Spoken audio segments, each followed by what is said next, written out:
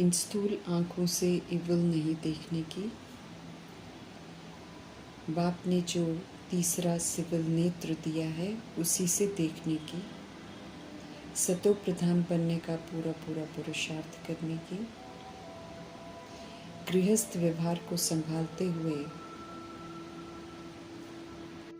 मीठे परमात्मा को याद कर अवस्था को पक्का करने की।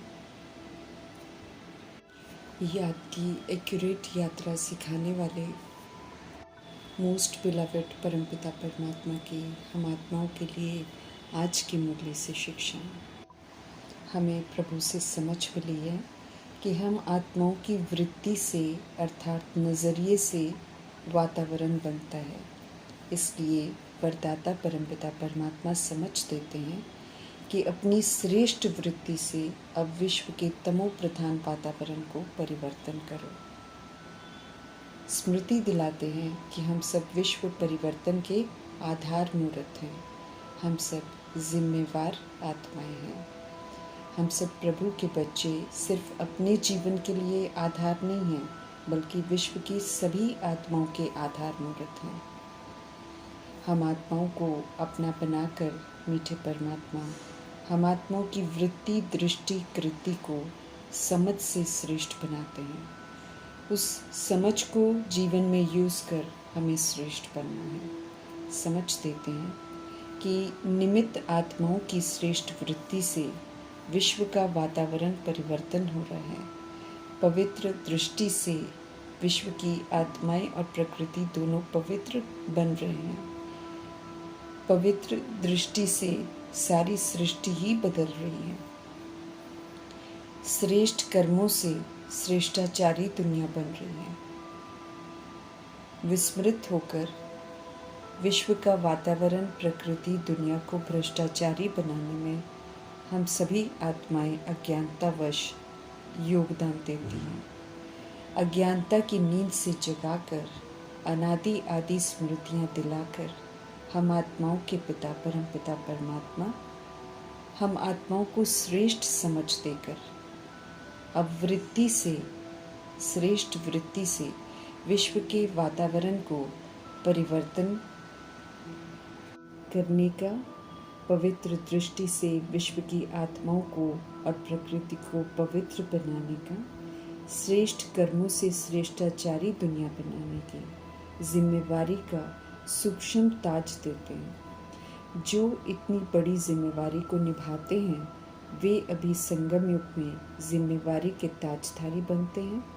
उन्हें ही फिर भविष्य में स्थूल ताज और तख्त मिलता है। ऐसा आधार मूर्त भव का वरदान फलीभूत करना है। हमें श्रेष्ठ वृत्ति से विश्व के वातावरण को परिवर्तन करना है। विघ्नों की इस दुनिया में निर्विघ्न होकर मंजिल तक पहुंचना है। तो शुभ चिंतक कल्याणकारी परमपिता परमात्मा का फरमान है कि सर्वशक्तिवान बाप को अपना साथी बना लो तो किसी भी तरह का विघ्न हमें रोक नहीं सकता है। संगम युग में सर्वशक्तिमान बाप स्वयं अपनी कंपनी और कंपेनियनशिप ऑफर करते हैं। कमी हमारी तरफ से होती है, वे तो सदा वफादारी निभाते हैं। दुखों को हरने की और सुख देने की क्षमता सिर्फ निराकार परमपिता परमात्मा में है, इसलिए उन्हें ही याद करना है। दुखों का कारण और निवारण बताने वाले बाप को याद करेंगे तो यकीनन हम आत्माओं के सारे दुख दूर हो जाएंगे। याद में रहने से हम कभी भी विस्मृति का पाठ नहीं बजाएंगे। समझ हमारी बरकरार रहेगी। राइटियस कर्म करने से सुख की प्राप्ति होती है। याद करने का अभ्यास होगा तो अंत में भी याद जरूर रहेगी। याद से फिर सदगति हो जाएगी, बिल्कुल बेदाग सत्य परमपिता परमात्मा की याद में रहकर ही बन सकेंगे। चलते फिरते याद में रहने का डायरेक्शन भी मीठे परमात्मा ने इसलिए दिया है। जन्म जन्मांतर के पापों का बोझ हमें उतारना है। आत्मा को सतो प्रधान बनाना है। अंत में एक परमात्मा की याद रहे। 21 जन्मों के सुख का वर्षा लेना है। सब कुछ मिठास के सागर परमपिता परमात्मा की याद में रहकर ही मुमकिन है। इसलिए उनका डायरेक्शन है, चलते फिरते उन्हें याद करो। याद नहीं करने से पाप होते हैं और नए पापों से हमें अब बचना है। प्यारा संबंध प्रभु का है, सब तरह के दुखों से छुड़ा देता है।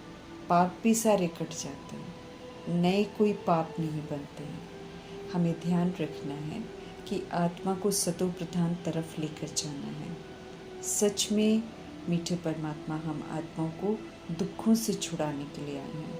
समझ देते हैं प्रभु कि उन्हें याद करना हमारे लिए बहुत ज़रूरी है।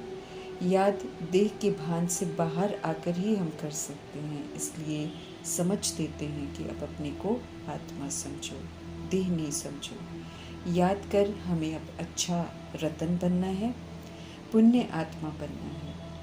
पाप आत्मा का जो कलंक लगा हुआ है वो उतारना है। दुखों की इस दुनिया से निकलकर सुखधाम में जाना है, जहाँ दुख का नाम निशान नहीं होगा। समय बाकी थोड़ा है, इसमें ही याद करने का पूरा पुरुषार्थ करना है। जितना याद बनी रहेगी उतना सतो प्रधानता आती जाएगी। उत्तम पुरुषार्थ कर ऐसी अवस्था बनानी है जो अंत में कोई भी वस्तु, वैभव, संबंध, व्यक्ति हमें याद न आए। सिर्फ निराकार परमात्मा की याद बनी रहे। दुखधाम का अंत है, उसे नहीं देखना है। सुखधाम में चलने का पुरुषार्थ हमें ज़रूर करना है। हमें ये याद रखना है कि हम शूद्र से ब्राह्मण बने हैं। इसलिए शूद्रों की जो कमी कमज़ोरियाँ हैं उनको यूज़ नहीं करना है। उनसे हमें दुख की प्राप्ति ही होनी है। श्रीमत पर चलने से ब्राह्मण जीवन में सुख ही सुख है। मोस्ट बिलवेड पाप ही हैं। इस सत्य को समझना है, स्वीकार करना है, अर्थ सहित सारे सत्य को समझना है। जितना हम याद करते हैं उतना आत्मा में निखार आता है, उतना ही फिर वर्षा मिलता है। बेहद पाप के वारिस हैं हम सब। अपने को आत्मा समझना है, मेल फीमेल नहीं समझना है। समझ मिली है कि ये तो शरीर रूपी कपड़ा है जो आत्मा धारण करती है। मेल शरीर, फीमेल शरीर दोनों ही लेकर पाठ बजाती है। खुद को मेल फीमेल समझना देह का अभिमान है। आत्माएं एक जैसी ज्योति बिंदु देखने में है, इसलिए भाई भाई हैं। इस सत्य को रियलाइज कर समझना है। मोस्ट बिलवेड बाप के मोस्ट बिलवेड बच्चे बनना है। समझ मिली है कि हम सब सतो प्रधान थे। पुनर्जन्म में आते आते, देह अभिमान में आते आते, विकारों के वशीभूत होते होते हम सब तमो प्रधान बने हैं। अब फिर से हमको सतो प्रधान बनना है। इसलिए देह का भान, देह का अभिमान और विकारों की अधीनता से हमें मुक्त होना है। देह विनाशी है, इसलिए अब अटैचमेंट बिल्कुल नहीं रखनी है। हम सब अविनाशी आत्माएं हैं, अनादि हैं, हम मरते नहीं हैं। यहाँ विकारों के वशीभूत हो, सोचते बोलते कर्म करते हैं, इसलिए सब डरते हैं। जब आत्मा पवित्र बन जाती है तब वो निर्भय रहती है। कहीं भी रहते हमें सत्य परमपिता परमात्मा को याद करना है।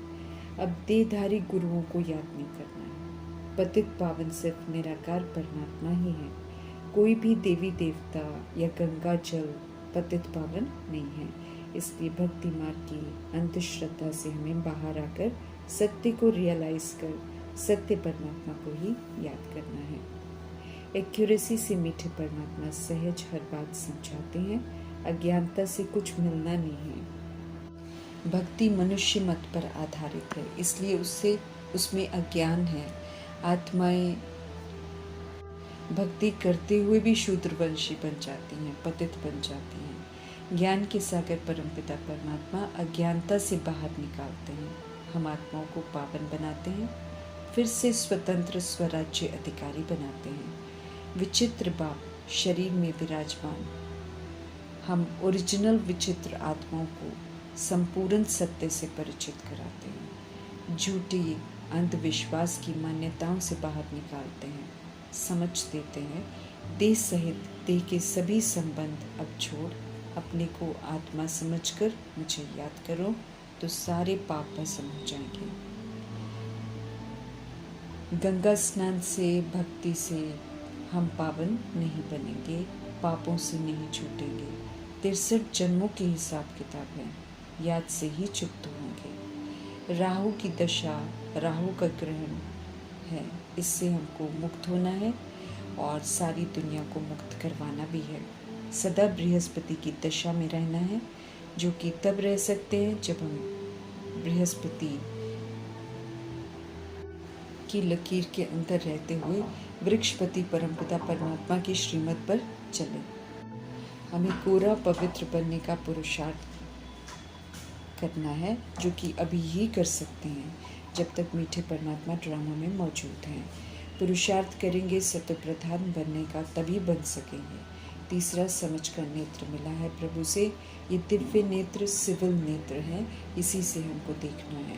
क्रिमिनल आंखों से, दैहिक दृष्टि से नहीं देखना है, नहीं तो इविल देखते रहेंगे, इविल के प्रभाव में आकर इविल बनते रहेंगे। विकार और देह अभिमान से हम सब कांटे बनते हैं, आदि मध्य अंत दुखी पाते हैं। विनाश सामने खड़ा है, दुखों के कारण को छोड़ना है और जल्दी जल्दी पुरुषार्थ करना है। समझ देते हैं प्रभु, नहीं तो पाप भस्म नहीं होंगे, धर्मराजपुरी में हम अटक जाएंगे। पुरुषार्थ में हमें बिल्कुल ठंडा नहीं होना है, एक बाप के सिवाय और कोई को याद नहीं करना है। सभी के पास इस समय दुख है, इसलिए सब दुख देने वाले हैं। अब तो सुख देने वाले सुखदाता को याद करना है और सबको सुख देना है। इसमें हमें किसी भी तरह की गफलत नहीं करनी है। समझ देते हैं कि हम याद नहीं करेंगे तो फिर पावन नहीं बनेंगे, फिर सजाओं से छूट नहीं पाएंगे और मीठे परमात्मा फिर हमारी मदद भी नहीं कर सकेंगे, क्योंकि ड्रामा में ये अलाउड नहीं है। जब तक उनका पाठ है तब तक समझ की मदद दे सकते हैं, उसकी बात नहीं। इसलिए रहम दिल क्षमाशील परमपिता परमात्मा हम आत्माओं को बार बार समझ देते हैं कि समय रहते याद की यात्रा में रहो, इसमें विस्मृत मत हो, अपने पर रहम करो, अपना मित्र बनो, शत्रु में। हम आत्माओं के सदा हित में सोचने वाले मोस्ट बिलवेड परमपिता परमात्मा जी का धन्यवाद करते हुए ओम शांति।